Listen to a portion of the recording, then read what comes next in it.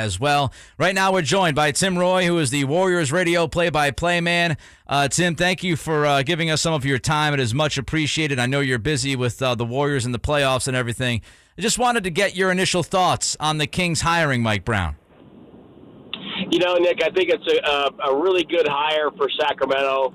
I think it gives them the base to build upon. And, I really like both Luke Walton and Alvin Gentry. I've worked with those guys before. But I think in this case, with the new general manager, gives him his guy coming in. And I think Mike bring the organizational school and skills that will help the Kings get better. I think they'll be better defensively at the kick he can do with the team defensively.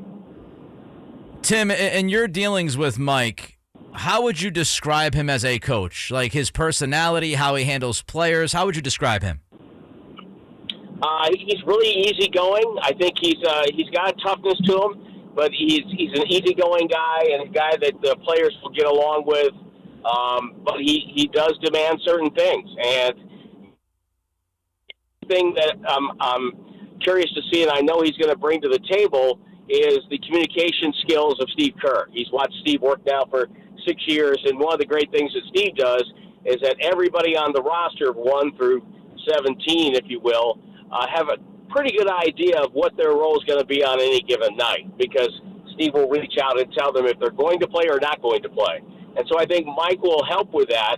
And what that does is that when your guy who is the 12th, 13th guy who plays sporadically, when he's buying in because he knows what's going on, that's how you build your culture.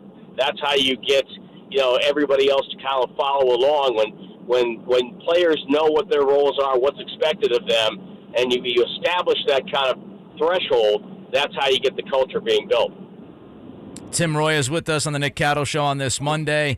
He's the Warriors radio play-by-play man. Tim, some people will inevitably bring up the talent that Mike's had to work with in Golden State. But is that fair to judge the defensive success of that team based solely off the roster? How much do you look at Mike and say, no, he has a big hand in this? Oh, he has a really big hand in this, because if you look at the Warriors' defensive numbers, they were really good, almost steady all year long.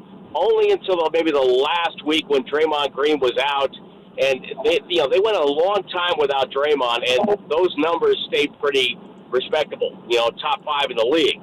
So that tells me that you have a good scheme. It tells me you have players that are trying to be better defenders than what they are, and I think you can also make guys be better defenders. Stephen Curry's a better defender now than he was, say, 8 years ago. Wiggins is a better defender now than when he came over from Minnesota. So I think there's also that, where you can build on your players' talents and kind of negate their weaknesses and try to get them to be a better defender across the board. Tim, I don't know if you've had a chance to talk to the players since this was announced. If you haven't, what do you think they would say, or what have they said about Brown himself? What do the players, what do the guys say about him? What do they think of him? I think they think the world of him. Remember now, Mike filled in, even into the playoffs when Steve Kerr had his back issue and had some issues again when Luke Walton did first, and then Mike Brown did later. Right. And so they've been in tough situations with Mike and know the kind of person he is and the kind of organizer he is. So I think they would think the world of him. I think they're going to be thrilled for him this way because there's only 30 of these head coaching jobs. So I think they would give a lot of respect to Mike because they know the kind of work that he does. Steve Kerr has practices where a lot of times the assistant coach, will run a practice, and Mike Brown does that on the defensive end just about every day. So, what they have done now is that, he's kind of like an associate head coach. In fact, that's his title here. And so he does a lot of the things that a head coach would do normally. Warriors radio play-by-play man Tim Roye is with us here on the Nick Cattle Show, Sports 1140 KHTK. All right, Tim, let's move away from Mike Brown and let's talk about this series with Memphis.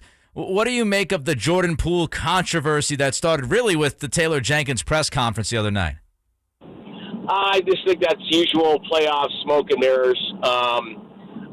Jordan Poole was in a double team, and the ball was coming down. He reached out and grabbed the first thing He could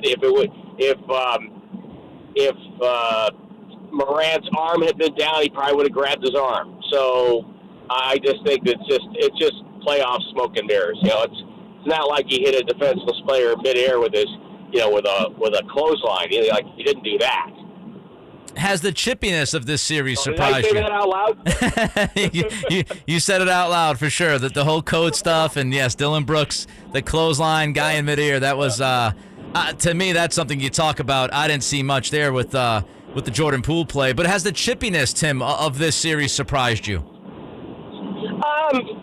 Maybe just because how in the regular season, and and for good reason, player safety, and it's a much more fun game to watch. That they've legislated that kind of a foul out of the game. It's not like the 80s when guys would get knocked to the floor and get up and it'd just be a common foul. It's different now. Maybe just because of that. But in the playoffs, guys get irritated pretty quickly after playing the same people a couple of days in a row. So I'm not surprised at that. Maybe just the fact that the first two games. I mean, let's face it. There's been a player ejected in each of the three games. So maybe a little bit of that. Yeah. Tim Roye with us. Just a couple more for you, Tim. When did you start to realize that Jordan Poole was about to make such an unpredictable leap? Probably about mid-season. And what he had done before was he would give you a 20-point game, and then he'd give you maybe an 11-point game where he's 3 of 15 or something like that. Right. And so when he started rattling off 20 point, 25, 25, then you saw, the consistency, and, he started doing things like using his free throw shooting ability to generate points. He's an outstanding free throw shooter, got himself to the line a little bit more, but his quickness with the ball is really difficult to stop. And I think that's why the Warriors, I think, all of a sudden went to a team that you could say, okay, now you're back to being a legitimate, contender here, because now you can't stop everybody. Klay Thompson's back. Poole is now one guy. Still got Steph. I mean, it's a real tough equation right now when those guys are going well. How close is Klay being Klay before the injuries? Well, I don't know if you're ever totally the same, but he's getting there. I think he showed it maybe the last week of the regular season. He had 3 really good games in a row.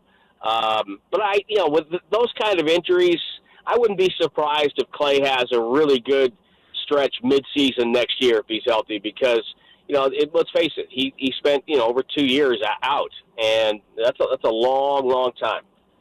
Last one for you, Tim. We got about 30 seconds here. What could get in the way of a Warriors title run? Well, every season's about health.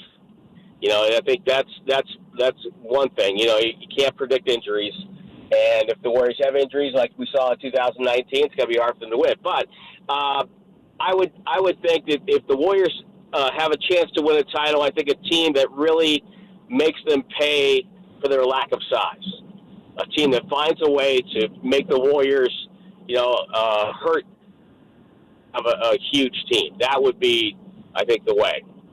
Tim, thanks. We appreciate your time, man, and continue enjoying calling this run, and we'll talk to you soon. I appreciate you.